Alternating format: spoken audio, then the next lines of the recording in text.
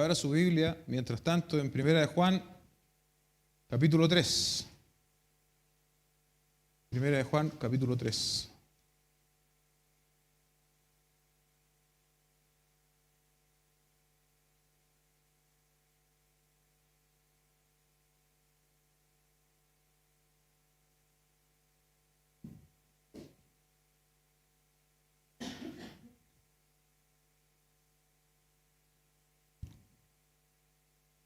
Vamos a estar leyendo desde los versículos 1 al 12.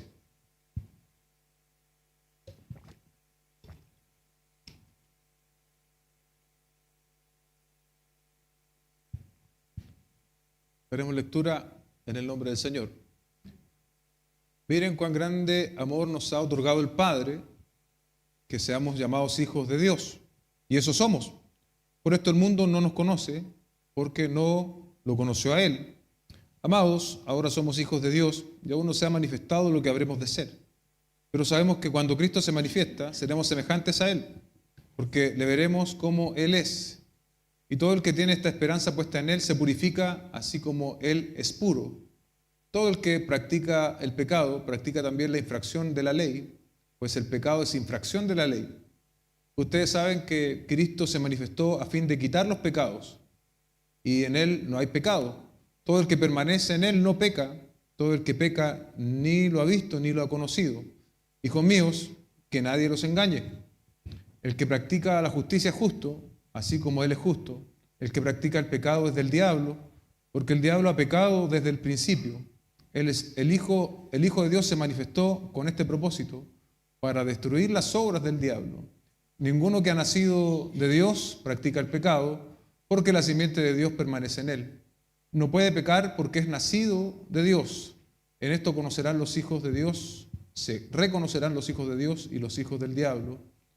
Todo aquel que no practica la justicia no es de Dios. Y todo aquel que no ama a su hermano, tampoco aquel que no ama a su hermano. Señor, hemos dado lectura a tu palabra. Te pedimos que conforme venimos a ella, tú nos puedas hablar, Señor, de manera clara, que todos seamos edificados y desafiados a través de ella. Te lo rogamos en el nombre de nuestro Señor Jesucristo. Amén. El nombre de esta predicación es el peligro de creer en una gracia que no es gracia. El peligro de creer en una gracia que no es gracia. El Departamento del Tesoro de los Estados Unidos tiene un grupo especial de hombres cuya tarea es la de rastrear falsificadores. Naturalmente es necesario que estos hombres reconozcan un billete falso cuando lo ven. ¿Cómo aprenden ellos a identificar los billetes falsos? Parece extraño, pero no se los entrena pasando horas examinando dinero falso. En vez de eso, estudian el genuino. Se familiarizan tanto con los billetes auténticos que pueden identificar el falso con solo mirarlo o a menudo simplemente tocándolo. Este es el enfoque de Primera de Juan capítulo 3, el cual nos advierte que en el mundo actual hay creyentes falsos, hijos del diablo, dice el versículo 10. Pero en vez de enumerar las características malvadas de los hijos de Satanás, las Escrituras nos dan una clara descripción de los hijos de Dios. El contraste entre ambos es evidente, dice Warren Wiersbe. Si de verdad fuimos alcanzados por la gracia salvadora, dicha gracia es también transformadora. La obediencia al Señor ya no es una alternativa, sino que es nuestra nueva forma de vida. El primer punto de esta predicación, entre los versículos 1 y 2, lo que somos y lo que seremos. Leemos en el versículo 1, miren cuán gran amor nos ha otorgado el Padre, que seamos llamados hijos de Dios. Con cuánta certeza escribe, iglesia, Juan a sus destinatarios. Habla del amor del Padre, habla de que ellos son hijos de Dios. Es un amor tan grande que dio a su Hijo Jesucristo, de manera que quienes creen en Él alcancen salvación. ¿Y cómo van a ser llamados ahora?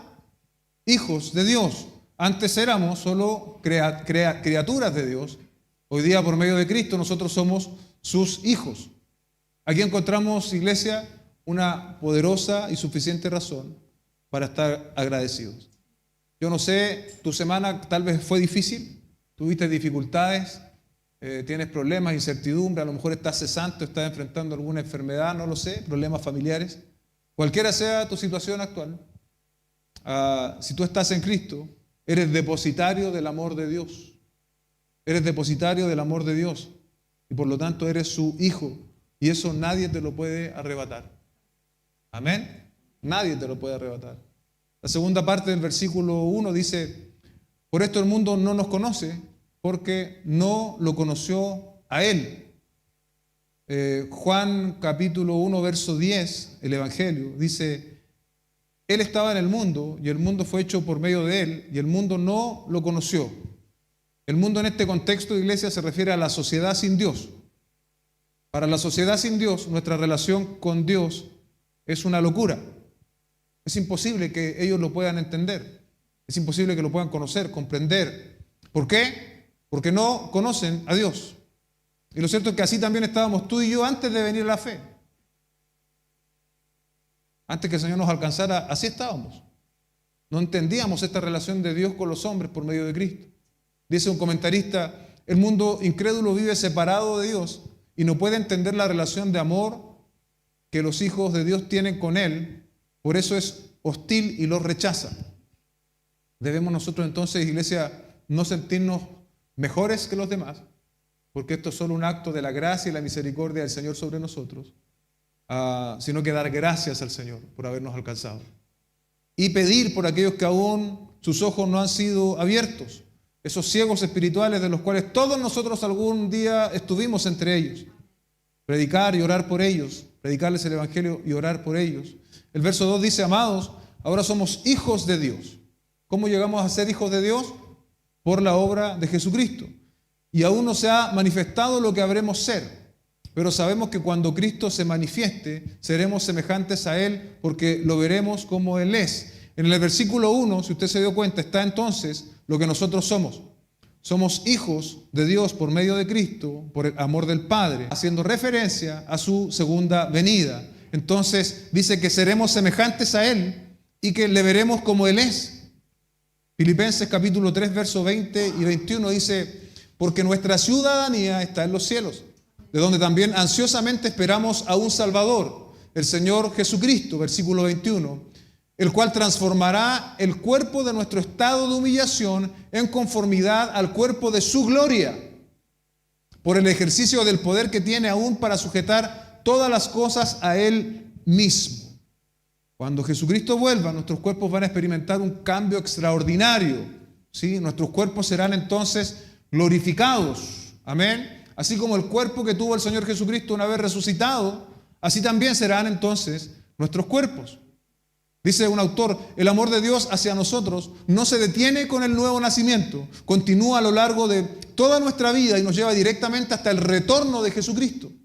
Cuando nuestro Señor aparezca, todos los creyentes verdaderos lo verán y se volverán semejantes a Él. ¿Cuántos anhelan ese día?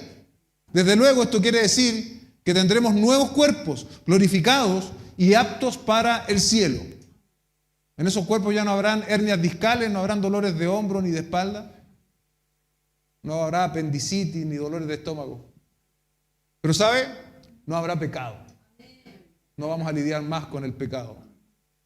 Si bien hoy somos hijos de Dios, somos parte de la familia, el texto nos está enseñando en el versículo 2 que hay una obra que está por acabarse en nosotros. Va a ocurrir cuando Jesucristo se manifieste. Dice: seremos semejantes a Él, con una ausencia absoluta de pecado en nuestras vidas. Eso ocurrirá cuando Cristo vuelva por su iglesia.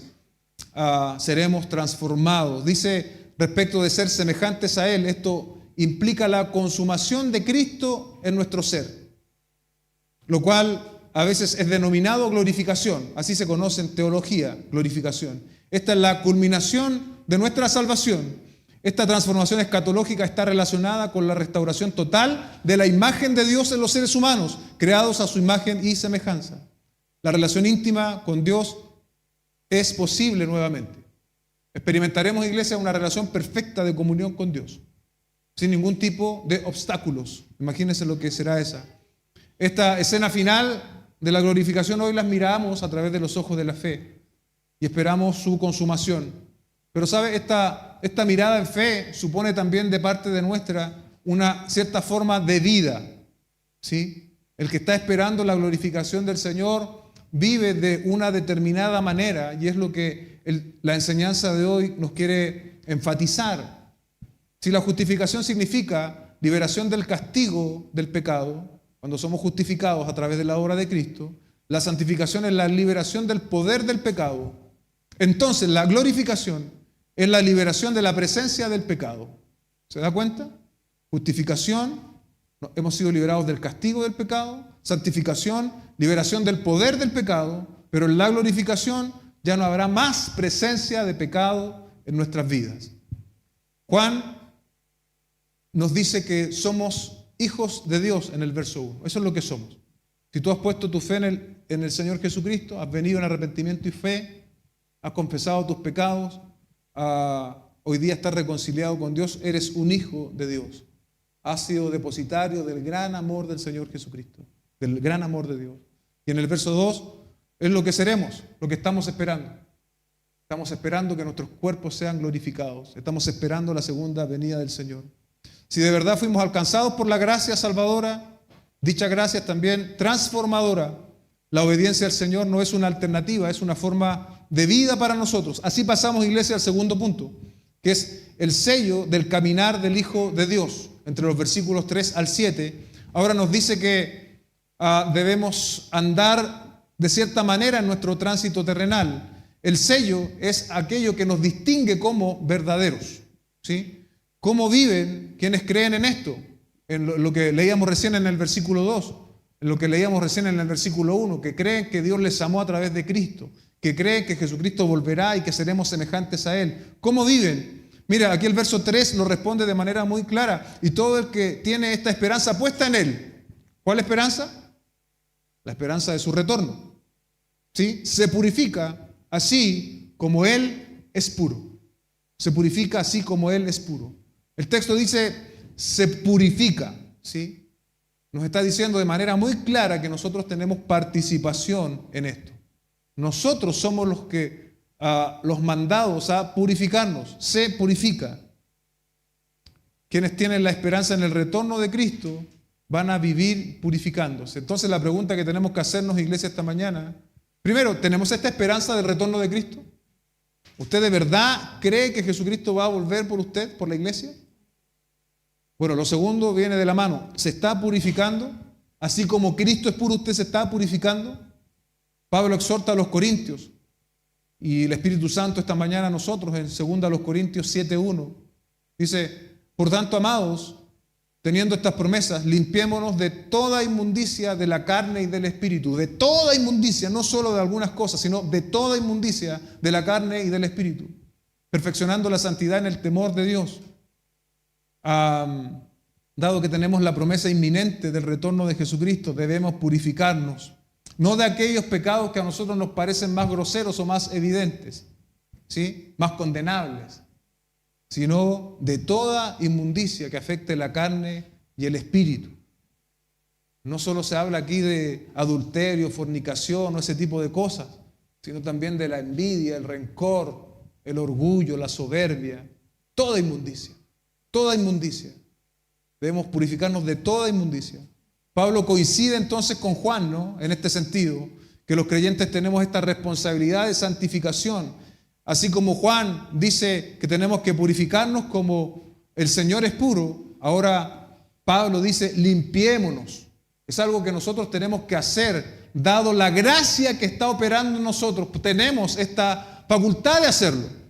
Si el Señor no hubiese hecho nada en nosotros, sería tarea imposible. Nadie se puede santificar aparte de la gracia del Señor.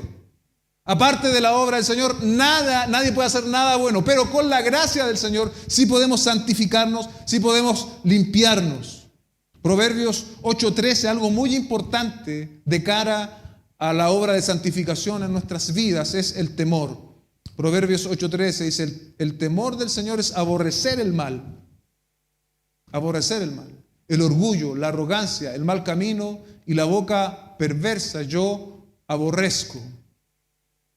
Cuando pensamos en el temor hacia el Señor, no es que nosotros vivamos en una atmósfera de terror, así como que no queremos dar un paso en falso porque Dios va desde los cielos a mandarnos un rayo para destrozarnos. No. Más bien indica que los hijos del Señor somos reverentes con el Padre y no vamos a desobedecerle, al menos no de manera voluntaria, ni tampoco vamos a probar la paciencia del Señor de manera deliberada. ¿Cuántos han estado allí? ¿Cuántos hemos estado allí? Probando la paciencia del Señor de manera deliberada. No, si el Señor es bueno, el Señor me perdona esto, el Señor me perdona este pecado, Él sabe que a mí me cuesta. Probamos entonces de manera voluntaria esa paciencia. ¿Y sabes lo que pone en evidencia en nosotros eso? Que en realidad no amamos tanto al Señor. No amamos tanto al Señor. Una ilustración dice, un grupo de jóvenes estaba disfrutando de una fiesta y alguien sugirió que fueran a un cierto lugar para divertirse. Preferiría que me llevaras a mi casa, le dijo Julia al muchacho que había ido con ella a la fiesta. A mis padres no les gusta ese lugar. ¿Tienes miedo que tu padre te haga algo?, le preguntó una de las chicas sarcásticamente. No, respondió Julia, no tengo miedo de que mi padre me lastime, sino que tengo miedo de lastimarlo yo a él. De lastimarlo yo a él. Julia entendía el principio de un verdadero hijo de Dios. Quien ha experimentado el amor de Dios no tiene deseos de pecar contra ese amor. Y es eso lo que nosotros debiésemos cultivar, iglesia, en nosotros. No pecamos, no queremos andar en caminos de pecado, no por el castigo que nos pueda sobrevenir, que ciertamente el pecado tiene consecuencias. No queremos caminar en tránsitos pecaminosos porque ofende a nuestro Padre. Porque ofende a nuestro Padre. Un incrédulo peca, es una criatura pecando contra su Creador. Un creyente que peca es un hijo pecando contra su Padre. El incrédulo peca contra la ley. El creyente, o sea, tú y yo, pecamos contra el amor. Pecamos contra el amor. El verso 4 dice, todo el que practica el pecado practica también la infracción de la ley, pues el pecado es infracción de la ley. Hay varias definiciones de pecado que salen en la Biblia. Por ejemplo, Romanos 14:23 define el pecado como todo lo que no proviene de fe es pecado. Proverbios 24:9 dice, el pensamiento del necio es pecado. Santiago 4:7 dice, y al que sabe hacer lo bueno y no lo hace, le es pecado. Primera de Juan 5:17, toda injusticia es pecado. Pero la epístola acá define el pecado como infracción. Como infracción. Y la infracción aquí es una oposición obstinada. ¿Sí? Es una oposición obstinada. La práctica del pecado. Esto podría sonar más o menos así. Bueno, yo soy cristiano, pero estoy en una práctica de pecado, porque yo entiendo que, bueno, la gracia del Señor cubre todos mis pecados. Cubre mis pecados del pasado, del presente y del futuro. Eso es verdad. Pero pensar de que yo puedo, de manera voluntaria y activa, estar viviendo una vida de pecado y amparándome en la gracia del Señor, es estar creyendo en una gracia que en realidad no es gracia, sino es más bien libertinaje. Sino es más bien libertinaje. Ahora hemos leído que el que practica el pecado, ¿cierto? Que el que infracciona la ley de Dios. Leíamos antes que nuestra esperanza está en el regreso de Cristo y el que se está esperando en ese regreso se purifica a sí mismo como el Señor es puro. ¿Pecamos los cristianos? Ciertamente. ¿Practicamos el pecado? No debiésemos practicarlo. La pequeña Judith iba en el auto con su padre. Ella decidió ponerse de pie en el asiento delantero. El padre dijo que se sentara y se colocara el cinturón de seguridad, pero ella se negó. Él se lo dijo por segunda vez y ella volvió a negarse. Si no te sientas inmediatamente, voy a detener el coche y te voy a dar una paliza, dijo finalmente el padre. Ante eso la niña obedeció, pero unos minutos después dijo en voz baja, papá, todavía estoy parada por dentro. Infracción contra la ley, infracción interna. ¿Recuerda lo que veíamos la semana pasada respecto de los legalistas? Los legalistas eran algo así como esta niña, ellos se preocupaban de lo externo, pero no de lo interno. aunque había una restricción desde fuera, aún hay rebelión por dentro. Y esa es la esencia del pecado, amados hermanos, nos dice Warren Wiersbe. Somos rebeldes cuando colocamos nuestra voluntad en contra de la voluntad de Dios. Y la rebeldía es la raíz del pecado. Verso 5 dice, ustedes saben que Cristo se manifestó a fin de quitar los pecados y en Él no hay pecado. Juan 1:29 dice, al día siguiente Juan vio, el Evangelio de Juan me refiero, al día siguiente Juan vio a Jesús que venía a él y dijo, ahí está el Cordero de Dios que quita el pecado del mundo. Esa es la obra de Cristo. Nos está hablando de la obra de redención de Jesucristo. Él vino a quitar el pecado de aquellos que confían en Él para salvación. Él vino a redimir su iglesia del pecado. Esto es lo que se conoce como la justificación, ¿no? Nosotros somos declarados justos delante de la presencia de Dios al venir en arrepentimiento y fe en base a la obra de Cristo. Alguien debía pagar los pecados, ¿sí? Y ese alguien fue Jesucristo en la cruz del Calvario. En Él, como dice el texto, no hay pecado. Jesucristo fue y es perfectamente santo y su obra es también satisfactoria. Primera de Pedro 1, 18, 20 dice, ustedes saben que no fueron redimidos de su vana manera de vivir heredada de sus padres con cosas perecederas como oro o plata, sino con sangre preciosa, como de un cordero sin tacha y sin mancha, la sangre de Cristo, porque Él estaba preparado antes de la fundación del mundo, pero se ha manifestado en los últimos tiempos por amor a ustedes.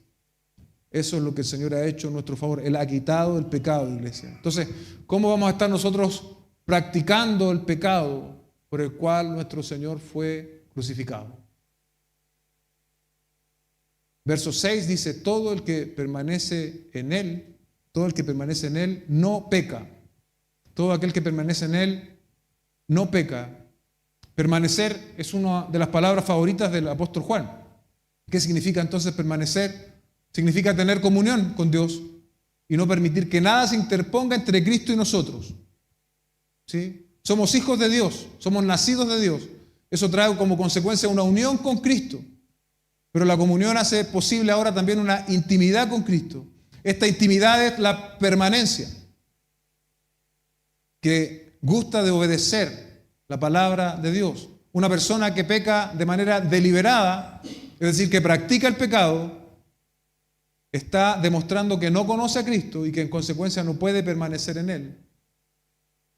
En la muerte de Cristo, en la cruz, no solo somos salvos del juicio, por más maravilloso que esto sea, ¿sí? Merecíamos la muerte, merecíamos el infierno, pero Cristo nos libró con su obra. Cristo, por medio de su muerte, quebrantó el poder del principio del pecado en nuestra vida. Cristo no solo murió por mí, sino que yo morí con Cristo. Ahora entonces, iglesia, me puedo someter a Él y el pecado ya no tiene poder sobre mí. No es posible, iglesia, permanecer en Cristo y perseverar en el pecado. Ambas situaciones son mutuamente excluyentes. No puedes permanecer en Cristo y perseverar en el pecado. Eso no existe. Ambas se excluyen. Todo el que peca ni lo ha visto ni lo ha conocido. Juan va más allá, ¿no? Todo el que peca ni lo ha visto ni lo ha conocido. Alguien podría decir esta mañana, bueno, yo nunca he visto al Señor, Él no se me ha aparecido. Entonces, pero mira lo que dice Gálatas capítulo 3, verso 1. Oh Gálatas insensatos, ¿quién los ha fascinado a ustedes ante cuyos ojos, escuche bien, dice Pablo, ante cuyos ojos Jesucristo fue presentado públicamente como crucificado? ¿Vieron los Gálatas alguna vez a Jesucristo crucificado? No, ellos jamás vieron a Jesucristo crucificado. ¿De qué está hablando acá?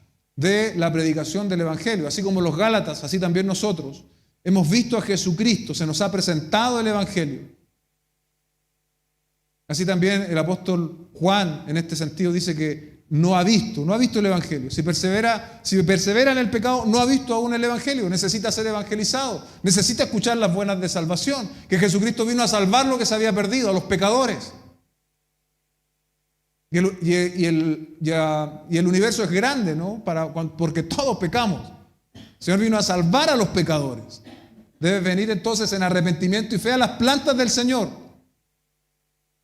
Primera de Juan 2:3 dice, y en esto sabemos que lo hemos llegado a conocer. Si guardamos sus mandamientos, conocer a Dios es directamente guardar los mandamientos del Señor, o más bien, una consecuencia de conocer a Dios es que nosotros guardamos sus mandamientos. La práctica del pecado choca de frente con el hecho de habernos encontrado con Cristo.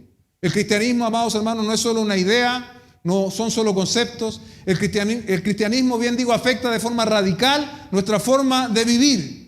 En ese aspecto nos aleja de la práctica del pecado y nos lleva a obedecer los mandamientos de Dios. Un creyente verdadero no vive habitualmente en pecado.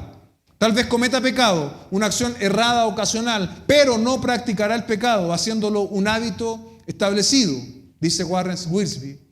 El verso 7 dice: hijos míos, que nadie los engañe. Los falsos maestros de la época de Juan, ¿qué enseñaban? Que un creyente no tenía que preocuparse por el pecado, porque lo único que él estaba haciendo era pecando contra su cuerpo.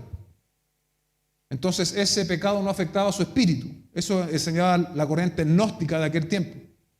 Algunos iban al punto de señalar que el pecado es algo natural para el cuerpo. Eso yo también lo he escuchado hoy día, ¿sí?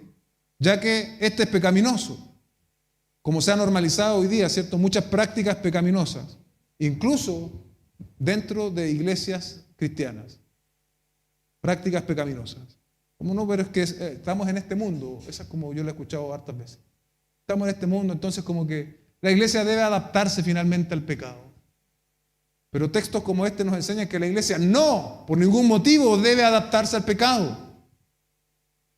No podemos practicar el pecado. Eventualmente pecaremos, pero no podemos practicar el pecado o permanecer en el pecado. Dice Juan: hijitos míos, nadie os engañe. Los creyentes falsos estaban tratando de convencer entonces a los creyentes verdaderos de que una persona puede ser salva y aún así vivir una vida de pecado.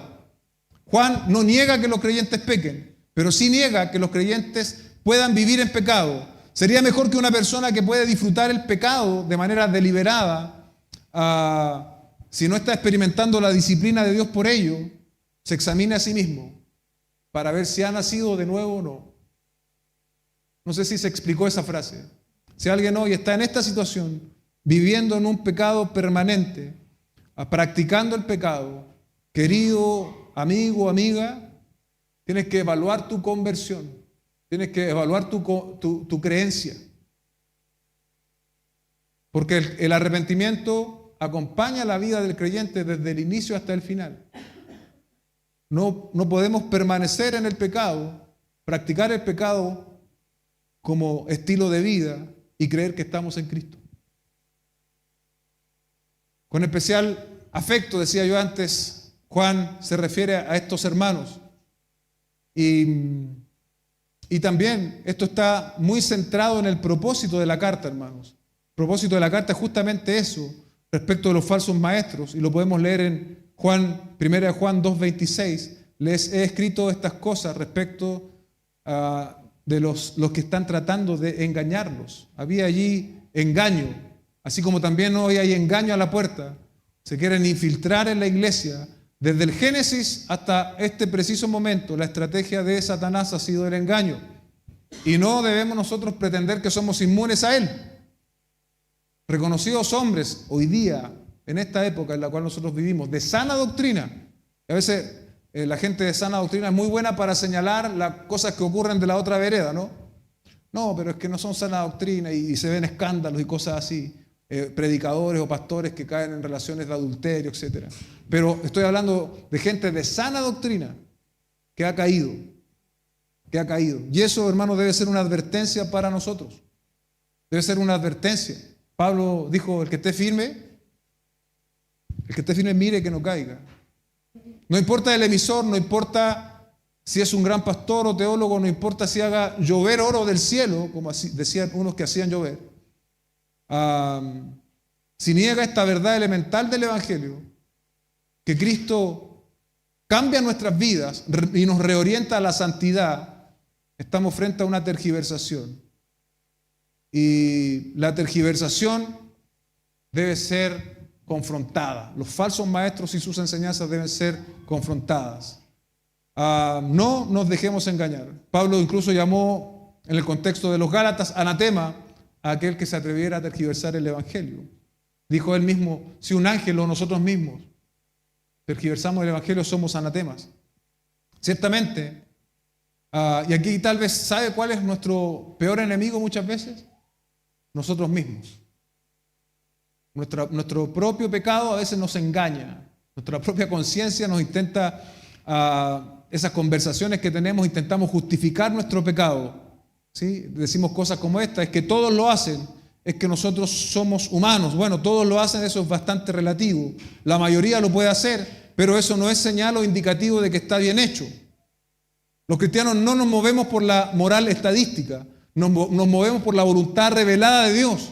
La moral de esta sociedad, iglesia, cambia. Y yo creo que nosotros estamos viviendo en una época en la cual hemos sido testigos de eso como nunca antes en la historia. La moral hoy día versus 30 o 20 años atrás ha cambiado mucho. ¿Sí? La moral está cambiando. Pero lo que Dios señala como pecado en la Escritura sigue siendo pecado. Aunque hoy día el mundo lo acepte, aunque hoy día el mundo lo aplauda, aunque hoy día el mundo diga que está bien, lo que la Escritura dice que es pecado, va a ser pecado en los tiempos bíblicos, va a ser pecado hoy y va a ser pecado en 100 años más. Y nosotros como iglesia no podemos transar con eso, no podemos alivianar eso. Lo que Dios ha dicho que es pecado, es pecado. Cuando nosotros restamos al concepto del pecado y a la gravedad que éste tiene, ¿sabe lo que pasa? Es que también empezamos a disminuir, a bajar el poder del Evangelio. Porque el Señor Jesucristo vino a lidiar con el pecado que el ser humano no puede resolver. Pero ¿qué pasa cuando el ser humano empieza a lidiar él mismo con el pecado? Y decir que eso es normal. No, esto es normal. El matrimonio entre personas del mismo sexo es normal. Que los niños pequeños quieran cambiar su orientación sexual, eso es normal. Todas esas cosas que el hombre llama como normal hacen que el pecado sea adaptable, que el pecado sea abrazable. Entonces, cuando el pecado es abrazable, ¿para qué la gente va a necesitar el Evangelio? ¿Se da cuenta? Tendremos que seguir llamando pecado a lo que es pecado. Y si es que en algún punto, iglesia, eso nos cuesta una multa o incluso algunos días detenidos, no lo sé. No podemos cambiar el concepto de lo que Dios ha dicho que es pecado. Lo otro que yo decía recién, bueno, todos somos humanos. La historia de la Biblia muestra también que muchos hombres, siendo grandes personajes, tuvieron caídas. Abraham mintió en cuanto a su esposa, Génesis 12, 10 al 20. Moisés se descontroló y desobedeció a Dios, Números 20, 7 al 13. Pedro negó 3 veces al Señor, Mateo 26, 69 al 75.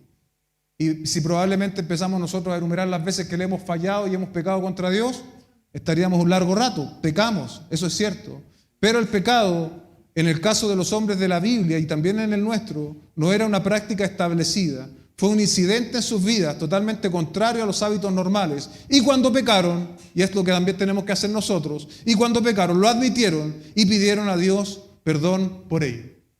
Pidieron a Dios perdón por ello. Confiesa hoy tu pecado, hermano, hermana, amigo, amiga, y arrepiéntete.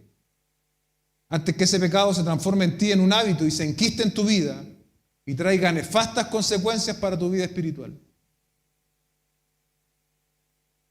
La parte 7 del verso, la parte B del verso 7 dice: el que practica la justicia es justo, así como Él es justo. No somos salvos por nuestras obras. Esto es importante entenderlo, iglesia. No somos salvos por nuestras obras. Esa era la pretensión legalista que compartíamos la semana pasada. Sino para hacerlas. Amén. Hemos sido salvados para hacerlas. Efesios 2:10. El objetivo del regalo gratuito de Dios en Cristo es convertirnos en sus seguidores e imitadores. La voluntad suprema de Dios para cada creyente no es solamente que alcance el cielo al morir, sino ser como Cristo ahora, ¿sí? En esta santificación progresiva, mientras Cristo vuelve por nosotros. Primera de Juan 2:29, si saben que Él es justo, saben también que todo el que hace justicia es nacido de Él. ¿Se da cuenta cómo el nuevo nacimiento acá tiene una expresión concreta, visible y objetiva, en que el que ha nacido de nuevo hace justicia? Amén. Antes se nos habló de la práctica del pecado, ¿cierto? Esta no debe ser parte de nuestro carácter. ¿Qué sí debe ser? La práctica de la justicia, de vivir en conformidad a los mandamientos y a la voluntad de Dios revelada en su palabra. Lo que antes de la justificación no podíamos hacer porque éramos esclavos del pecado, ahora sí lo podemos hacer porque Cristo nos libertó para vivir para Él. Se nos ha dado su palabra, se nos ha dado su espíritu para poder vivir en conformidad a lo que Él espera de nosotros. Si fuimos alcanzados por la gracia salvadora, dicha gracia nos transforma y la obediencia al Señor no es una alternativa a considerar, sino más bien es una nueva forma de vida que adoptar. Finalmente, el último punto, el origen satánico de la práctica del pecado. Juan va más allá ahora. Dijimos que antes, estaba hablando de la práctica del pecado, estaba hablando que esos que practican el pecado no han permanecido en Cristo, no le han visto ni le han conocido. Pero mira ahora el verso 8, dice, el que practica el pecado es del diablo. Ya es una cuestión como que va subiendo el nivel de su argumentación el apóstol Juan, es del diablo, porque el diablo ha pecado desde el principio. Así de serio es el pecado, y esto no es una exageración de parte del apóstol Juan. Juan ancla su declaración, podríamos decir o pensar en el Génesis, ¿no? En aquella escena donde Satanás, representado por la serpiente, engañó a Adán y Eva, porque el diablo ha pecado desde el principio. Podemos pensar que se está refiriendo a ese principio. Juan 8:44, el Evangelio dice, ustedes son de su padre el diablo y quieren hacer los deseos de su padre. Él fue un asesino desde el principio y no se ha mantenido en la verdad porque no hay verdad en él. Cuando habla mentira, habla de su propia naturaleza porque es mentiroso y el padre de mentira. El sello de práctica de pecado es característico de quienes permanecen aún bajo el reino de las tinieblas. Así como el sello de la justicia es característica de los hijos de Dios. ¿Se da cuenta? Sobre Satanás podríamos decir algunas cosas para que lo tengamos en consideración. Tiene varios nombres en la Biblia. Satanás, el diablo, el acusador, Abadón, Apolión, el príncipe de este mundo, el dragón. Cualquiera sea el nombre, su actividad es oponerse a Cristo y al pueblo de Dios. Aquí en el texto está el contraste entre Cristo, en el cual no hay pecado, y el diablo, que lo único que hace y lo único que sabe hacer bien es pecar. Satanás, iglesia, no es eterno como Dios. Él es un ser creado. No fue creado pecador. Su naturaleza presente es resultado de su rebelión pasada. Satanás no es como Dios, no es todopoderoso, no es omnisciente, ni está en todas partes. Sin embargo, aunque no está en todas partes, tiene un ejército de criaturas espirituales, conocidas como demonios, las cuales le permiten obrar en diferentes lugares al mismo tiempo. Satanás es un rebelde, pero Cristo es el Hijo de Dios obediente. Cristo fue obediente hasta la muerte y muerte de cruz, Filipenses 2:8. Cristo es Dios, pero estuvo dispuesto a convertirse en siervo. Satanás era siervo y quiso convertirse en Dios. Satanás ha sido pecador desde el comienzo de su carrera y Cristo ha venido a deshacer las obras del diablo. El texto afirma, el Hijo de Dios, Jesucristo, se manifestó con este propósito para destruir las obras del diablo. La obra del diablo es el pecado y Jesús vino, iglesia, para destruirlas. Los creyentes, por lo tanto, no debemos practicar las obras por las cuales Cristo vino a morir y a destruir. Deshacer en este sentido, o como traduce nuestra versión, destruir, no significa aniquilar. Indudablemente Satanás está hasta el día de hoy trabajando, ¿sí? Deshacer significa más bien hacer inoperante, quitar el poder. Satanás no ha sido aniquilado, pero su poder ha sido reducido y sus armas han sido deterioradas. Aún es un enemigo poderoso, pero no puede competir con el poder de Dios. Verso 9, ninguno que es nacido de Dios practica el pecado, porque la simiente de Dios permanece en él. No puede pecar porque es nacido de Dios. Juan ataca, como dijimos antes, de frente esta enseñanza gnóstica, cuyos adeptos se consideran invulnerables a las consecuencias de pecar, por creer erróneamente que su calidad de salvos les permite vivir como ellos quieran. Esto es lo que en la actualidad en teología se denomina antinomianismo, anti-ley. Nosotros somos salvos por gracia y no necesitamos guardar las obras, no necesitamos guardar la palabra del Señor, porque eso lo cumplió Cristo. Entonces yo ahora solamente con confesarlo, con creerlo, ya me olvido y vivo mi vida cristiana como yo quiera. Nadie me puede decir nada. Cristo ya hizo todo lo que tenía que hacer. Sí, dentro de las cosas que Cristo hizo es que nos liberó del poder y la esclavitud del pecado, para que nosotros ahora podamos vivir de manera digna delante de Él. ¿Se da cuenta? Todo aquel que es nacido de Dios no practica el pecado. ¿Por qué? Porque en nosotros está hoy una nueva naturaleza. Una naturaleza que no puede pecar, no en el sentido de que no va a pecar eventualmente, pero que no va a practicar el pecado, porque la simiente de Dios está en nosotros, amados hermanos. ¿Por qué no puede vivir un cristiano en la práctica del pecado? Porque en nosotros ha sido operada una transformación radical desde la raíz, la simiente, la semilla de Dios permanece en nosotros. Los creyentes podemos descansar en esta verdad, dice Warren Wiersbe, de que Satanás es un enemigo derrotado. Tal vez pueda aún ganar ciertas batallas aquí o por allá, pero ha perdido la guerra. La sentencia ha sido pronunciada, pero pasará algún tiempo antes de que se aplique el castigo. Una persona que conoce a Cristo y que ha sido liberada de la esclavitud del pecado por medio de la muerte de Cristo en la cruz, no tiene deseos de obedecer a Satanás y de vivir como un rebelde. ¿Se da cuenta? La representación que Juan hace de Satanás y las características de quienes están, digamos, asociados a él versus los que debemos estar asociados a Cristo son diametralmente opuestas, iglesia. Opuestas. Al verso 10, más o menos redondea lo mismo que veníamos diciendo. En esto se conocen los hijos de Dios y los hijos del diablo. Todo aquel que no practica la justicia no es de Dios. No es de Dios.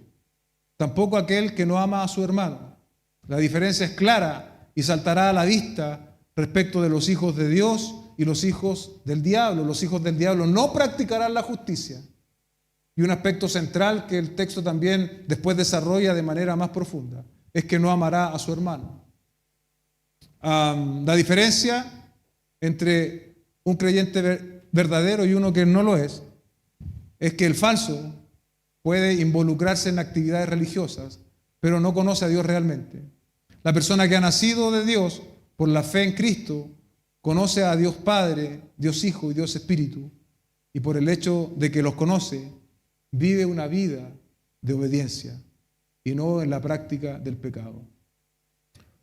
Un indio creyente explicó: tengo dos perros viviendo dentro de mí, un perro malo y un perro bueno. Siempre están peleando.